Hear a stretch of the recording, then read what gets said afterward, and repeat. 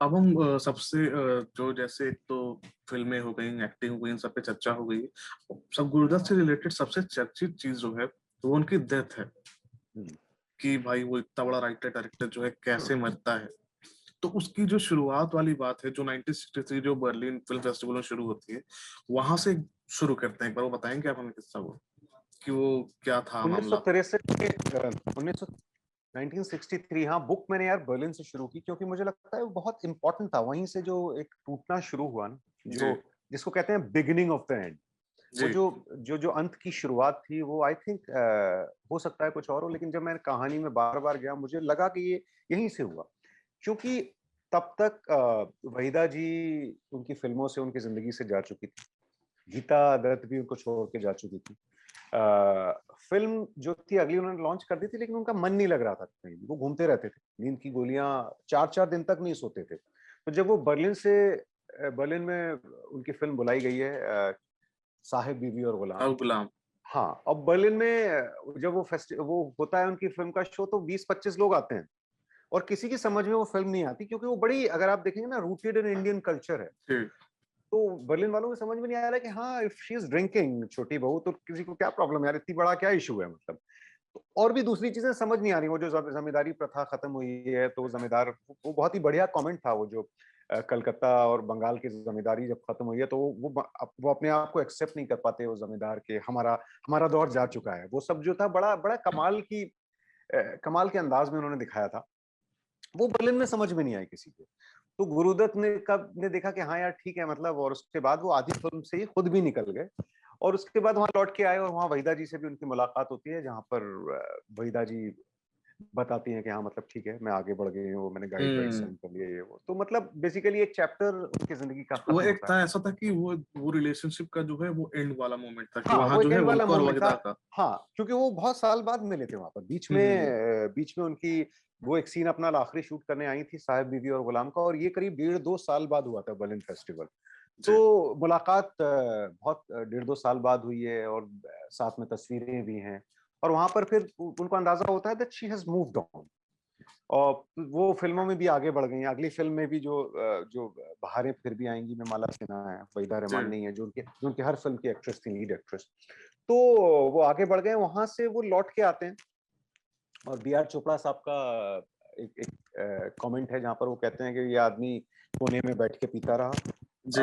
पूरी वहां से लेके जब तक लौट के आए। और मुझे लग गया था that it is the beginning of the end. No the end. जी। और वो वहां पर आते हैं और उसके कुछ ही दिन बाद वो अपना बंगला तोड़ के गिरा देते हैं। ये कंटिन्यूएशन में हो रहा है, बंगला गिर जाता है। जो फैमिली है वो एक अलग घर में रह रही है, गुरुदत्त साहब अकेले एक अलग घर में रह रहे हैं, किराए के घर में रह रहे हैं अकेले। किराए के घर में रह रहे हैं, अपना बंगला तोड़वा के। तो ये जी एक ऐसा आदमी था, कोई पैसे की कमी नहीं थी, यहाँ पैसे की प्रॉब्लम नहीं है। तो वहां रह रहे हैं अकेले, और अगली फिल्में प्लान कर रहे हैं, लेकिन वो जो भाव है वो वही चल रहा है कि यार, मतलब, सब कुछ है लेकिन कुछ भी नहीं रहा। वो वही। भाव लगातार चले जा रहा है। बाहर की फिल्मों में काम कर रहे हैं, बॉम्बे से उनको बहुत प्रॉब्लम हो रही, बॉम्बे से भाग के चेन्नई जाते हैं, मद्रास में फिल्में साइन करते हैं, वहां रहते हैं। महाबलीपुरम में एक जगह होटल किराए पे, एक कमरा किराए पे रह के रहते हैं, वहां महीना भर छुट्टी बना के रहते हैं, खाना बनाते हैं। मतलब हर जगह से भाग रहे हैं, कहीं सुकून नहीं मिल रहा, शांति नहीं मिल रही जिसकी तलाश है। और आखिर तक होते होते जब शूट करते हैं, करियर बहुत अच्छा जा रहा है बतौर एक्टर। मुगले आजम के बाद की आसिफ ने उनको अगली फिल्म में साइन किया। ये अपने आप में हम्म। एक बतौर एक्टर उनकी इतनी बड़ी कामयाबी है, ये भी हम कब बात नहीं करते हैं, के आसिफ साहब मुगले आजम बनाने वाले अगली फिल्म लॉन्च करते हैं, love and god. Love and god. Hero हैं गुरुदत्त। तो बहुत कामयाबी चल रही है हर जगह, लेकिन अंदर जो है वो सब खत्म हो चुका है, वो खोखला हो चुका है। और बीवी से लड़ाइयां चलती रहती हैं कि बच्चों को भेज दो, और आखिर उस रात भी यही होता है। उस रात किसी को ये उम्मीद नहीं थी। रात तक ये लोग डिस्कस कर रहे हैं। हालांकि हालांकि गीता दत्त को वो एक पहले कुछ इंस्टिंक्टिव जो भी रहा हो, वो एक इंस्टिंक्टिव आ वो गया उसी था। उसी रात को हुआ है। जी लेकिन उस रात, उस शाम को क्या हुआ है कि उस दिन शूट किया है, फिर अपने भाई को फोन किया कि आ जाओ यार, बच्चे उनके साथ हैं। ये लोग अपनी पतंग पतंग वतंग उड़ाते हैं स्टूडियो में, स्टूडियो से निकलते हैं, फिर चिराग दीन करके एक शर्ट का कंपनी शोरूम हुआ करता था साउथ बॉम्बे में, वहां जाते हैं, अपने भाई को, विजय दत्त को, देवी दत्त को शर्ट्स वर्ट्स दिलवाते हैं। तो सब हैरान है कि अच्छा, हाँ, बड़े भैया दिला रहे हैं। फिर लौट के आते हैं, बच्चे चले जाते हैं गीता दत्त के बाद। और ये और अब इनके भाई घर आ जाते हैं गुरुदत्त के, और वहाँ गुरुदत्त उनके लिए ऑमलेट बनाते हैं, बहुत अच्छे ऑमलेट बनाते थे ऐसा फैमिली ने बताया, और अच्छा। अपने हाथ से बना के उनको खिलाते हैं। फिर अपने बचपन की बातें करते हैं कि यार मतलब बड़े मजे थे कलकत्ता में। तो कुछ चल रहा था कि उन उन हालात किन किन हालात से गुजर रहे थे उस वक्त समझना मुश्किल है। फिर अबरार अलवी आ जाते हैं, बीच में टैक्स वाले भी आते हैं जो गोले साहब, वो टैक्स वैक्स की प्रॉब्लम्स भी चल रही हैं कि यार इनकम टैक्स फाइल करना है, ये करना है, वो करना है। फिर फाइनली स्क्रिप्ट पे बैठते हैं, और वो स्क्रिप्ट बहारें फिर भी आएगी का क्लाइमेक्स है। और उस क्लाइमेक्स में ये होता ये है कि वो ये एक रिपोर्टर बने अखबार में, और जो जी इनके एडिटर है, इनकी बॉस माला सिन्हा, वो आखिर वो इनको प्यार करती हैं, और ये तनुजा के साथ इनका रोमांस है, तो वो आखिर में पागल हो जाती है। सो दे जी। आर अगेन डिस्कसिंग कि यार ये, मुझे लगता है मैं भी पागल हो जाऊंगा, ये वो हम्म। फिर से कहते हैं। और फिर वो कहते हैं कि मेरा एक दोस्त था पूना में जब मैं स्ट्रगल कर रहा था, तो वो उसका कुछ दिमाग में प्रॉब्लम हो गई थी, वो पागल खाने चला गया था। बोले उसने मुझे वहां से खत लिखा है, और उसको कुछ पैसे की नौकरी की जरूरत है, लेकिन उसका खत को पढ़ के ये नहीं लगा कि ये पागल है, और वो पागलपन के बारे में बातें कर रहे हैं। फिर अबरार अलवी भी कहते हैं अपना कि बहुत अच्छा क्लाइमैक्स है। तो फिर गुरुदत्त कहते हैं कि माला सिन्हा इसके बाद स्टार बन जाएगी, देखना तुम, बहुत बड़ी, ये उसकी करियर डिफाइनिंग फिल्म होगी। और फिर वो चले जाते हैं, और फिर ये भी अपने कमरे में चले जाते हैं, बंद कर लेते हैं, और और ये, वो क्लाइमेक्स बड़ा कमाल का था कि वो जो रिपोर्टर है जो अपना हाँ रेजिग्नेशन लेटर सौंपता है उनको और कहता है कि हाँ, I am leaving. I am leaving, जो उनका आखिरी सीन उन्होंने शूट जी किया वो ये था, दैट आई एम लीविंग, अपना रेजिग्नेशन लेटर अपने डेस्क पे फेंकता है और निकल जाता है वहां से।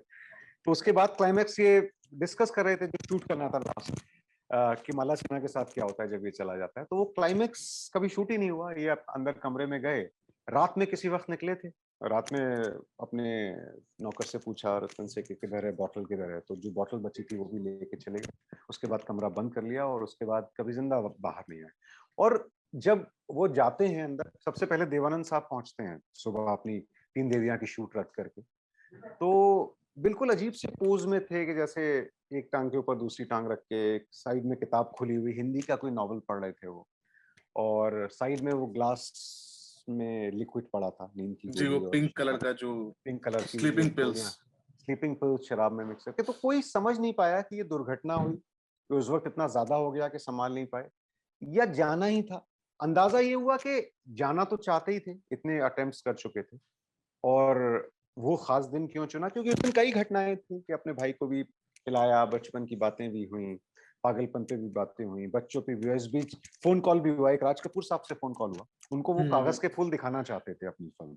जी वो चाहते थे यार मुझे, मैं बाहर गया था, ईरान गया था, वहां तुम्हारी फिल्में बड़ी चलती हैं, विदेश में भी लोग तुम्हारी फिल्में समझ पाते हैं, मैंने इतनी बड़ी फिल्म बनाई, ये लोग समझ नहीं पाए, I want to take your, तुम क्या करते हो जो है ना, आम आदमी तक पहुंच जाते हो सारी फिल्में तुम्हारी। तो वो राज कपूर के साथ उस वक्त तक एक दोस्ती थी। तो राज कपूर साहब से वो कहते हैं कि तुम लोग आज तुम आ जाओ मिलने। तो राज कपूर ने कहा यार अभी तो बहुत रात है, बट मैं कल मिलता हूँ। तो अगले दिन राज कपूर साहब को आना था। फिर ये गीता को बोलते हैं कि बच्चों को भेज दो, वो कह देती है कोई टाइम है, पूरे दिन तो तुम्हारे साथ थे। तो बच्चे नहीं आते, तो कुछ ऐसी बातें भी होती हैं कि तुम मेरा मरा मुंह देखोगी, ये सब भी बातें होती हैं। इतनी सारी चीजें एक साथ हो रही हैं। और फिर आखिर में अगले दिन वो रात को 12-1 बजे गीता दत्त नींद से जागती हैं, उनको लगता है कि कुछ गड़बड़ हुई है। तो वो बोलती भी हैं, तो सुबह सुबह देखते हैं कि दरवाजा लॉक है, तब वो बोलती हैं कि तोड़ दो। तो ये जो ये और उनकी बहन याद करती हैं कि आज भी जब मैं सोचती हूँ उनके बारे में, तो मुझे वही याद आता है कि मैं उनको जगा रही हूँ। ये सपना मुझे बहुत साल तक परेशान करता रहा कि मैं ये सपना देखती रही कि वो लेटे हैं और मैं पहुंचती हूँ और मैं उनको जगाती हूँ, और मुझे लगता है कि ये सो रहे हैं, जाग ही जाएंगे, लेकिन वो नहीं जागते। और फिर मैं नीचे से आवाज आती है बालकनी से, तो ये सपने में देख रही है वो कि बालकनी में लोग ऑटोग्राफ मांगने के लिए खड़े हैं। तो मैं फिर से आती हूँ कि भाई आपके आपके फैंस खड़े हैं, उनको ऑटोग्राफ दे दो, बट ये नहीं उठते। एंड देन आई रियलाइज कि ये तो जा चुके हैं। तो ये बोलती है कि जब उनके जाने के बाद बहुत बहुत अरसे तक मुझे ये ख्वाब आता रहा, फिर बड़ी मुश्किल से ये ख्वाब खत्म हुआ। लेकिन वो जब हमसे बातें कर रही थी और जब उन्होंने किताब भी पढ़ी उनकी बहन ने, तो मैं बहुत दिन तक डर रहा था कि, क्योंकि ये ऐसी पहली किताब थी जहां मैं फैमिली मेंबर के साथ मिलकर लिख रहा था। तो काफी वक्त बाद उनका फोन आया, करीब 8-9 दिन जब उनको किताब मिली, and she was almost on the verge of crying. तो बोली कि यार ये तो तुमने बहुत अच्छा लिख दिया, जो सब मैंने बताया था। मुझे लगा कि मैं वापस उस वक्त में पहुंच गई, और मैं रोई भी बहुत, क्योंकि मुझे उन यादों से दोबारा गुजरना पड़ा। लेकिन जो तुमने लिखा है वो बहुत मेरे दिल के करीब है। तो ये जैसे ही उन्होंने ये कहा, मुझे लगा कि यार लिखने का जो मकसद था ना, वो पूरा हो गया। अब कहीं रीडर्स तक पहुंचे ना पहुंचे, लेकिन जो जिन तक पहुंचना था मुझे लग रहा है जिन्होंने देखा है ये दौर, उन्होंने कह दिया कि हाँ ये वैसे ही उतर गया कागज पर, तो बस ये काम हो गया।